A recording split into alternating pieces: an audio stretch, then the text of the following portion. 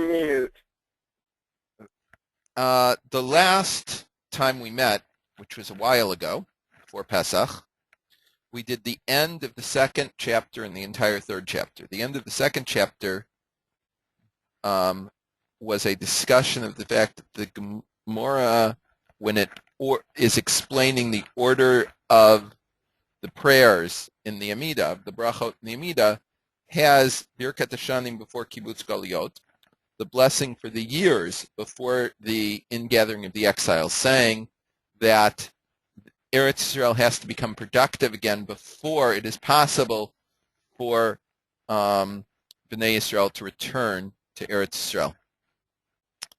The third chapter dealt in its entirety with Kibbutz Galiot, with the ingathering of the exile, and the fact that the Messianic redemption we started talking about cannot occur until there has been Kibbutz Galiot. And if you look at the Rambam, it's clear that the Psukim from the end of Devarim, verses at the end of Deuteronomy, are the proof. Someone has not muted their mic. Are the proof that Mashiach is coming. We saw from the writings of the Vilna Gaon, who's of course quoting Yecheskel, that the ingathering of the exiles is the national resurrection of the dead, and that this is then a new creation. We also saw from various writings that the ingathering of the exiles is the beginning of the redemption. Thus, very brief review of what we did last session. Perek Dalet, Kisufim L'Geula, Hitorut Ma'asit L'Geula. Chapter 4, the longing for the redemption and actual deeds in waking up for the redemption. In the last chapter, we have shown that the first step in the process of redemption is the ingathering of the exiles to the land of Israel. And the land of Israel, from its side, will begin to give her fruit for the nation that is going to return to it. We will now explain how that process will begin. In the very end of the Kuzari, of Rabbi Yehuda Halevi, he starts by quoting a pasuk, a verse, Ata takum terachim tzion ki eit lechanana kiva moed. This, of course, is a very famous song. You get up, have compassion on Zion, because it is the time for her favor, because the appointed time has come. However, no one sings the last half of the pasuk that says, Kiratzu avadecha et avaneha. And why do we know that it is time for God to get up and have compassion on Zion? Because your servants have desired your stones, v'etafora yechonunu, and her dirt finds favor in their eyes. Agricultural work finds favor in their eyes. This is a verse in Psalms 102, verses 14 and 15. Rotze Lomar, this is to say, Ki Yerushalayim amnam tivnei k'sheyichsefu b'nei Yisrael tachlita kosef, that Jerusalem will be built when Bnei Israel have a desire for it with the ultimate longings. Ad sheyachonenu avaneha ve'ofra, until even her stones and her dirt finds favor in their eyes. Normally we think of stones as dirt as something you want to get rid of, right? You take a field that's filled with stones, and you remove all the stones in the field to make the field productive. As long as the stones are in the field, you can't really do much with it. It's can't plow it. It'll break your plow. Things don't grow in it properly. You remove all the stones. People wash off dirt when it gets on them. It's not something that we desire so much. These are the things we try and get rid of. When even the things that people do not like about something are found to be desirous, are found to be favorable, are what we long for, then, he says, that is the point at which the redemption will begin. It's interesting to note there are all sorts of stories in the Gemara that when various Tanaim or Amoraim made Aliyah to Eretz Yisrael, when they arrived, they would roll in the dirt. Just like it says here, that Ofra Yechonanu, and that the dirt, its dirt will find favor will find grace in their eyes. Jerusalem will be built. Eretz Yisrael will be built anew when Bnei Yisrael long for it. When Israel has a desire to return to the land, and not just longing, but the tachlita kosef, the ultimate desire, the ultimate longing, the expression tachlita kosef, the ultimate desire, is deeds. When longing for something brings us to do something, not just a spiritual hovering desire, then when the stones and dirt literally find favor in their eyes, that's when something will happen. It's not just that, it's not something that's spoken about, it's something that's done. People can talk about things for a long, long time, but we often say, the proof is in the pudding. Do something with it, and we'll see whether it's there. The Shla makes a very similar comment, by the way, in his section on Kedushat HaMakom.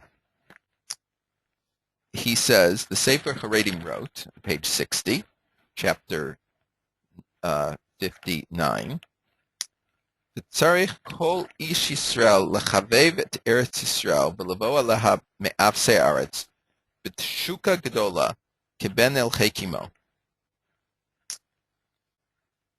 That every man in Israel has to love the land of Israel and to come onto it from the ends of the earth, like the great desire that a son has for its mother's breast, its mother's chest. Kitchilat avonenu shnikba lanu b'chia l'dorot, because our original sin that caused the established crying for generations, yan ma'asnuba, is because we found it disgusting. Shnamar, as it says in Psalms 106:24, v'yimasu be'eretz chemda, and they found disgusting a beloved land. Ubepidyon nafshenu mehera yeh, and the redemption of our soul that should soon come, Ketiv, is when it writes, Ki ratzu avadecha et avanecha v'et ofra yechonenu, and when your servants will desire your stones, and the dust will find grace in their eyes, v'sham nemar, and then it says, Ata takum terachim tzion, and then you will get up and have mercy on Zion. The source of his words, both Rabbi Yehuda Halevi that we just read in the edition from the Shla, are from the verses in Psalms themselves that are reminding us, when will God have favor on Zion? Will he have compassion on Zion? When will this time of grace be? When will the time come? It will be when Israel expresses her longing in a real, practical way, that her servants desire her stones, and the dirt finds grace in her eyes. Similarly, Rabbi Chaim ben Attar, who's famous for his commentary on Chumash called the Orach Chaim, on Vayikra 25:25, Leviticus 25:25, writes, Hagula tiyeh be'ir libot b'nei Yisrael, b'nei Adam, v'yomer lehem, hatov lechem im tashuvu chutz, golim me'al shulchan avichem. The redemption will be when the hearts of mankind is awakened, and they say to him, is it good for you to live outside, exiled from your father's table? It's interesting if he really meant Bnei Adam in the general term, or he's using Bnei Adam to refer to the Jewish people. Because if he's talking about it in the general term, you can talk about things like the Balfour Declaration, the San Remo decision of the League of Nations, the vote that there should be a state of Israel in 1947, 27th of November from the United Nations, and so on, that this actually was a statement of the nations of the world, of the collectivity of mankind, that the Jews should return to their land. Or you could look at it as specifically when Bnei Yisrael, when they actually want to do something, to return to their father's table as opposed to being exiled outside of it. So when will be the redemption? At the time when the hearts of mankind are awakened. When Israel is awakened and they come to the understanding that exile is a situation that is not bearable. It's an unbearable situation. At the instant when the nation of Israel decides that it is no longer willing to reside in exile, like people that are exiled from their father's table, so if so, it depends upon our waking up from our slumber, that of the Jewish people. The Chidush Yarim, the Ger Rabbi, wrote in the beginning of Parshat Vayera on the pasuk of V'hotzeiti etchem mitachat sivlot Mitzrayim, and I have taken you out from the sufferings of Egypt, Exodus 6:6. Hagula harishona hi mash mima'asim et hagalut. The first redemption is when you find exile disgusting. The kol zman k'sovlim et hagalut iafshar lahagula shetavo. And as long as you are capable of suffering through, you're capable of bearing exile, it's impossible to be redeemed. V'hotzeiti etchem mitachat sivlot Mitzrayim, and I have redeemed you, I have taken you out of, from under the burdens of Egypt, Perusha, that is, to explain that means, Hotzi mikem et ratzon lispol et Mitzrayim. I have removed from you the desire to suffer in Egypt. Ve'emas be'einechem, and I have made it disgusting in your eyes, et galut, the exile, shelo tochlu od lispolota, so that you can no longer bear it. That's the end of the Chidush Yarim. The need for actual waking up on our part is expressed and stressed by Rav Teichtel, Yisachar Shlomo Teichtel, and Ema B'nei Smecha, the third chapter, 20th section.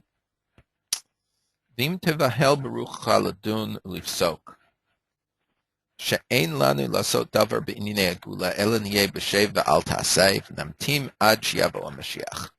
And if you are confused in your spirit, and you judge and decide that we should not do anything in the matters of redemption, but we should sit down, shev ve'al ta'aseh, sit and do nothing, and wait until Mashiach comes. V'hu yisa otanu al kanfei nesharim la'artzenu u'l'nachalatenu, and he will raise us up on eagle's wings to our land and to our inheritance. Rav Teichtel comes to remove from our thoughts the mistaken understanding that according to it, the correct way to relate to redemption is by sitting and doing nothing. It is enough for us to sit and wait and suffer until Mashiach comes and redeems us. This thought is very widespread among the nation. as Rav Teichtel continues, Kasher Rabim mibnei Amenu v'afeilu Rabbanim v'gedolei Torah. Like many of our nation say, and even great rabbis and great scholars in Torah think, Choshvim u'mitarim la'atzmam ki be'inyan gulatenu. They think and they explain to themselves, they draw a picture for themselves concerning the matter of redemption. Ve'kasher Rav Gadol Echad Doresh B'Rabim Ken, and even one great rabbi publicly expounded this way, She'ein lasos davar b'zei afilu binyan b'yishuv haaretz. One should do nothing concerning this, concerning the construction and the settlement of the land. Ela lahamtin ad biat HaMashiach. But we have to wait until Mashiach comes. Sheyifrach lanu al yidei av, that he will sprout up, flower up in a cloud. V'yisa otanu ba'avim l'Eretz Yisrael, and he will carry us in clouds to Eretz Yisrael. So Rav Teichtel says it's not only a great number of the people of our people that think this, but it is also great rabbis, great scholars of Torah. What brought us to this position? From where did we draw? Where did this great rabbi get the idea that he relied upon to say that we shouldn't do anything in terms of the redemption? Rav Teichtel continues, V'garam lo zot yan shelo yarad la'omko shel halacha zu. The cause of this is because he did not go down to the depths of this halacha. Shi'achat mina halachot amukot. It is one of the most difficult halachot. Umi shelo he'emikba ein lo shum hasaga b'zeh. And someone who has not gone in depth to it will have no understanding of it. For instance, someone that did not learn Yoredeya, the laws of what's permitted and prohibited, cannot make issue decisions in what's permitted and prohibited. He can be a great scholar, but in this particular field, he has not learned. So how can he make a decision? Where would he know from? This does not mean that he is not a scholar. It just means that in this particular field, he has not dealt with this. So from where does he get the knowledge? So too, if someone did not learn the halachos that are dependent upon the land of Israel, like Shemitah that's coming up this year, the sabbatical year, the laws of Trumot, Maasrot, tithes, and so on, how can he know anything and make a decision of them? His lack of knowledge in these areas, it does not limit his greatness, but it doesn't mean that he's not a scholar. It just means that in these particular things, he is incapable of rendering a decision. It's not something that he can know something about.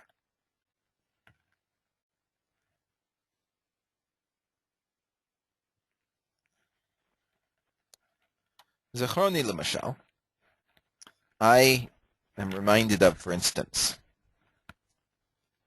Rav Drukman writes, Shebavar paniti l'Rav Gadol. In the past, I turned to a great scholar, Talmid Chacham Atzum, a very great scholar. U'b'matara l'hityaetz ito b'sheila mesubechet. I wanted to get advice to him on a very difficult problem. Ani liota Rav, that Rav answered me, Ani Rosh Yeshiva. I am the head of a yeshiva. Shaloti Peshat b'Tosfos. Ask me for a Peshat in Tosfos. Enelecha, I'll answer you. But Negea l'shelatcha, in relation to your question, Panala Ploni Shu Rav Uposek Boto Makom. Turn to such and such a person. He is a Rav, and he makes decisions in that area. Hu Osek B'Nosim Elu. He is involved in these matters. Vada yuchal liya'etz lecha. He can clearly advise you. Kavanat tenu lomar. It is our intention to say, she'adam yachol liot talmid chacham. A person can be a great scholar. Achim lo lamad davar mesuyam. But if he doesn't know a specific thing, im lo asak ba, he hasn't dealt with it. Ketzad yuchal lifsok ulehiteches alaha b'tzura inyanit v'retzinit. How is he capable of rendering a decision in it, to relate to it in a serious manner? It's an impossibility for him. Drukman continues, one must stress this, sheken pamim rabot, because many times, when we're dealing with these matters, shel geula v'chedome, of redemption and similar things, Rabim sholim, many people ask, V'ki Rav Peloni lo yodei zos, does such and such a rabbi not know this? V'ki Rav Almoni lo makir, this rabbi doesn't recognize it? V'ken hala, and so too. Achen, im lo asak b'davar, ketzad yedu. If he never dealt with it in a serious way, how would he know? Ubiyuchad b'nosim elu, and especially in these matters. Sheken, kedei l'lmod et derkei geula Yisrael, when you're learning about the path of redemption of Israel, ein dai b'limud siman or sif mesuyam. You cannot learn this chapter or that paragraph. Ubekach lahakif enosai. In that way you can completely master the subject. Eladvarim sheyesh l'dlosam makoros rabim. You have to bucket them out. You have to draw them out from many sources. Almanas latzliach livnos 8:8 et tefisa hanechona v'hashlama. In order to successfully build slowly, little by little, and a complete and proper understanding. Normally, in the vast majority of areas of Jewish law, certainly in law, you go to the appropriate siman in Shulchan Aruch, you learn the Torah, the Beis Yosef, and so the Shulchan Aruch, and the various scientific apparatus there give us a complete cross-reference to everything that we need. We see everything that's there. It's very rare that there's something that's important that you don't have a reference to immediately, that you can't immediately get. However, until now, I can say that no one has attempted to put everything together in one place on this matter. Rav Teichtel continues, V'yavi lecha l'devarai tana t'mesayeli, and I will bring for my words a teacher that helps me. Halohu hatzadik makubal hachacham asvardi hanal, is he not the tzaddik, the righteous person, the person of knowledge of Kabbalah, the Sephardic scholar? He's referencing Rav Yehuda Akalai, v'zei lashano, and this is what he wrote. V'lo talei al datcha she'haketz v'hagula, and it should not occur to you that the end in the redemption, ubias mashichenu echadu, and the coming of our Mashiach is one thing. V'yavo hakol b'vas achas u'v'yom echad, and it will be at one time and in one day. Ki be'emes shnei dvarim hema, because in truth they are two things. V'yesh l'kol echad eis u'guvul v'zman l'kol chepetz. And in the paraphrase of Koheles of Ecclesiastes, and there is to everyone a time, a border, and a season for every desire. V'omer shereshis hagula tiyeh al yidei Mashiach ben David, and the one that says the beginning of the redemption will be by Mashiach, the son of David. Kamo shemekavim dalat am haaretz, that is the desire of the low, ignorant people. Hu kamisha omer shekodem or haboker yizrach hashemesh. It's like someone saying that before morning light, the sun shines. Shem Devarim B'Telim Uvutalim. They're words of no value. They're nothing. Ve'ara Gedola Hanimshechas Min Hadeya Sedes Hazos Hu Devar Murgash. And the evil that flows out of this mistaken idea is something that we can feel. Ve'anisayon Yochiach. And our experience proves it.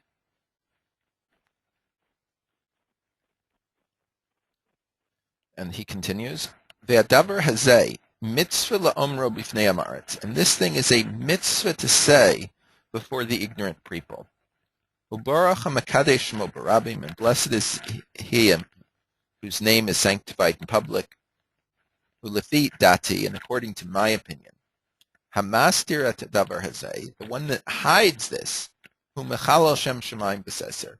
He disgraces God's name in private. There is, we see, a process of redemption.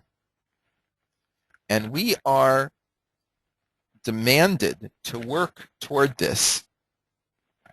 The longing for redemption must be revealed on our side and must be expressed in an actual way. Not that we're sitting at the side observing something and waiting for Mashiach to come and redeem us in one day. Next section is Kiva Moed, of course, from the pasuk that we started off with in from Psalms. Kiva Moed, because the season has come.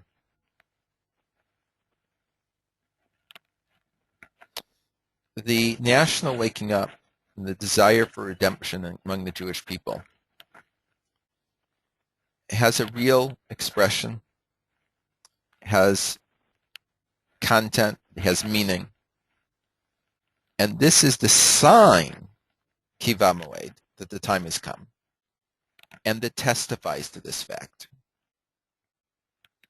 The fact that the Jewish people never woke up during 1,000 years or the last 500 years or 1,800 years, but only in the last few generations, let us say starting 1882.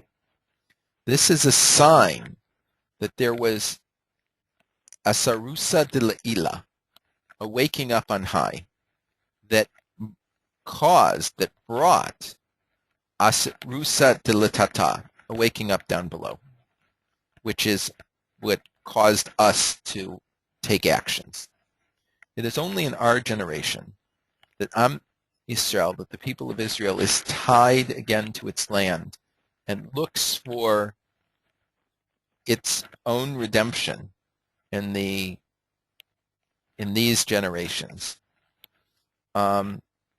without exception. Meaning, throughout all generations, the Jewish people have always been looking for a sign of redemption. The Jewish people has always been tied to the land of Israel. There are constant, throughout Jewish artwork that we have going back 1,000 years, there are constant pictures of the land of Israel, and so on. Even so, this lookout, this outlook, this desire was far from actuality. It never expressed itself in any real way. There was belief in redemption in all the generations, but this belief never caused us to do anything. The fact that the Jewish people in the last few generations has awoken to do something physical, to do something actual, which testifies that there was some inspiration from on high that caused the action to occur below. Baruch Levi Epstein, the son of the Aruch HaShulchan, writes in his Sefer Torah Tamima on the Midrash from Eicha Rabbah. The Torah Tamima wrote on not only Chumash, which is very well known, but he also wrote the five Megillot. And so on his commentary on Eicha, on Lamentations, he writes on the pasuk, Paras reshes l'reglai. He has put out a net at my feet. So the Midrash Rabbah says on this, Amar Rabbi Abba bar Kahana. Rabbi Abba bar Kahana said, Imra ita safsalin meleim bavlim munachim be'eretz Yisrael. If you have seen stools, benches filled with Babylonians sitting in Eretz Yisrael, safei l'raglav shel Mashiach. Look for the footsteps of Mashiach. Thus far, the Medrash that the Torah Tamima is going to comment on. Now the Torah Tamima writes, Va'amar. This is to say, Imra ifsa saf salim leim bavlim be'eretz Yisrael. If you see benches filled with Babylonians in Eretz Yisrael, Rotzalomar, that is to say, Imtirei ribui b'nei hagola olim mibavel Eretz Yisrael. If you see a great number of the people of the exile that are going up from Babylon to Eretz Yisrael, simin hu she'HaKadosh Baruch Hu chashav etikates. This is the sign that HaKadosh Baruch Hu, the Holy One, blessed be He, has thought about the end. V'techein od deromez lema she'amar b'ketsudos, and it is fitting that this is a hint to what we have been told in the Gemara in Ksubos, Kuf Yud Aleph on base.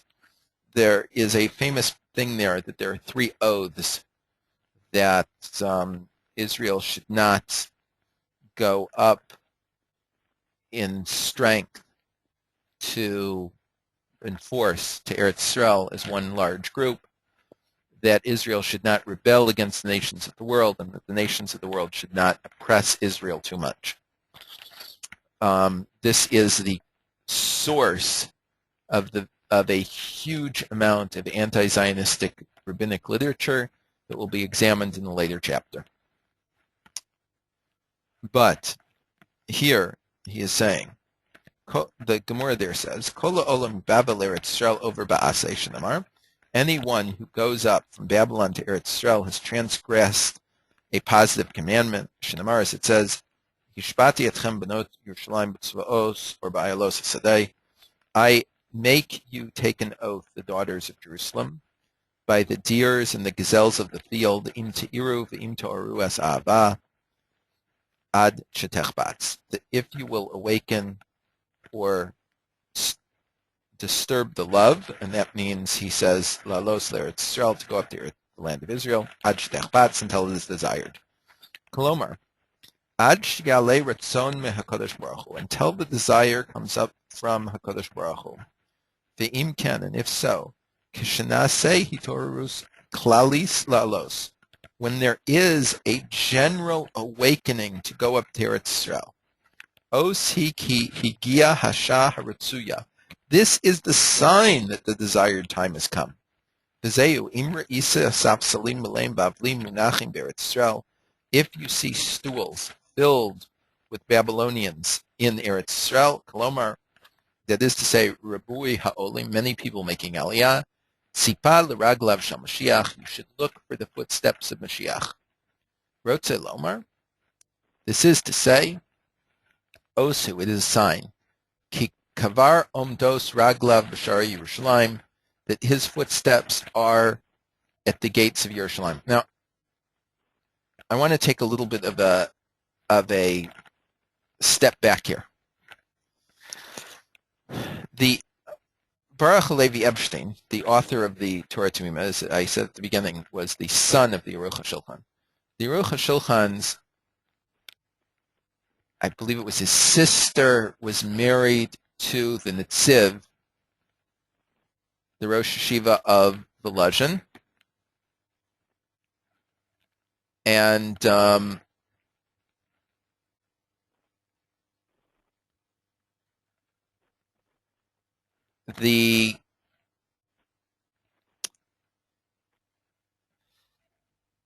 his children the Aruch HaShulchan's children studied in the Volozhin Yeshiva under the Netziv, Rav Naftali Tzvi Yehuda Berlin. And there was a difference between them. The Aruch HaShulchan was famous for being anti-Zionistic, although he never wrote anything against it. And one of his musmachim, one of the people that he ordained as a rabbi, Rav Maimon, who was the first Secretary General of the Mizrahi movement. He was also the founder of Mossad Rav Kook and many other things. One of the first, he was a minister of both religious affairs and veterans affairs in the first Israeli government. He was a student of the Aruch HaShulchan, and whenever he was close to Nevardik, there was no train that went to Nevardik. Whenever he was close, he would stop and take a wagon for a day or so to get to Nevardik to be able to see his Rebbe. And he said that the Aruch HaShulchan wasn't opposed, he just wasn't that phenomenally interested. Now, the Netziv's first wife, the Aruch HaShulchan's sister, died when he was like in his late 40s. And the Torah Tamima, Rabbi Baruch Levi Epstein, was learning in Volozhin at the time. And when he came home for Pesach, he proposed to his father that his sister, who was about 17 at the time, would be a good shidduch for his uncle. And the Aruch HaShulchan at first wouldn't hear about it. And throughout the vacation, his son presses him on it. So finally he agrees the last day before his son goes home to ask his daughter what she thought about this idea. And her only response was, Halavai, God willing it should be. They got married, and one of their sons eventually changed his name from Berlin to Bar Ilan, and he was also one of the leading rabbis in the Mizrahi movement. Bar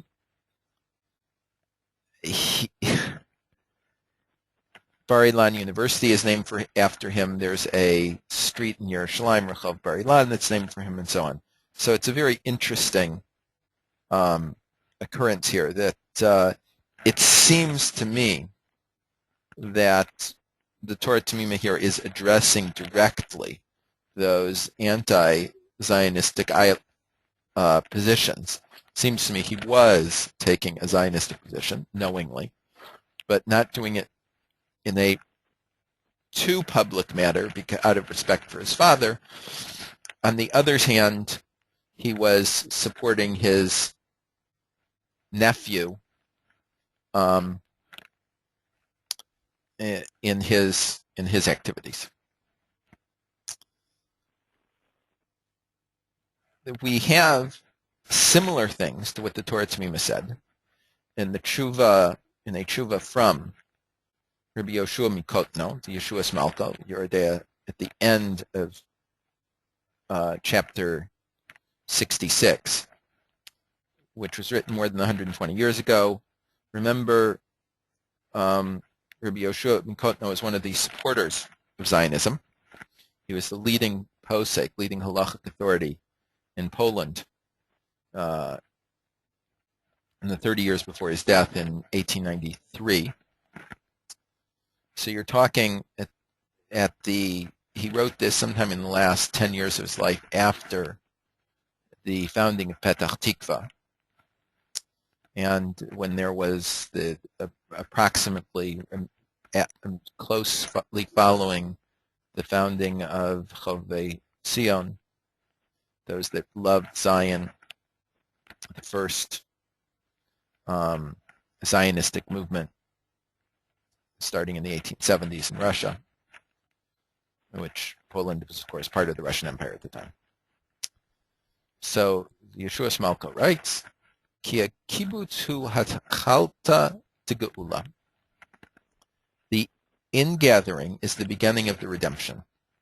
Ubeprat ata, And especially now, Shira'inu Hatshuka Hagdola, when we have seen this great desire, Hen Ba'anashim B'chusei Erech, whether it is in people of little value, scumbags, Hen B'Beinonim, well, normal people, Hen Yisharim Bilvotam, whether it's people with absolutely straight hearts, Talmidei Chachamim Tzadikim, Karov Levadei Shnitnotzeitz Ruach HaGeula.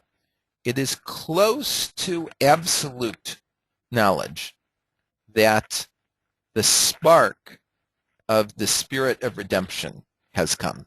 And he's saying that when there was only one settlement in Eretz Yisrael, not you can't drive 10 minutes without running into another one, another village, another farm.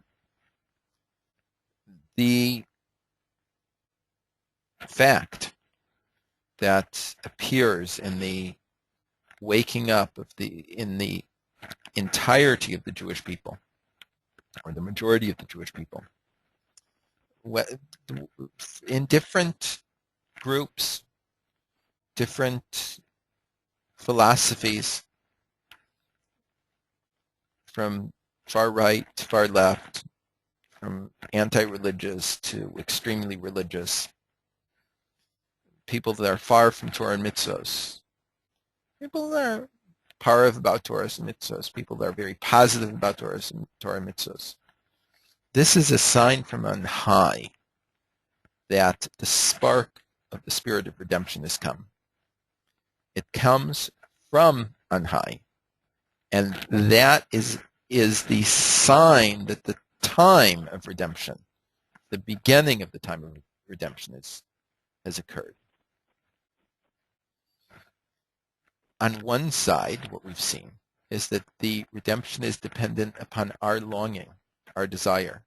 And on the other side, the longing and desire for redemption can only begin to be expressed when there is the opening from heaven to do such a thing.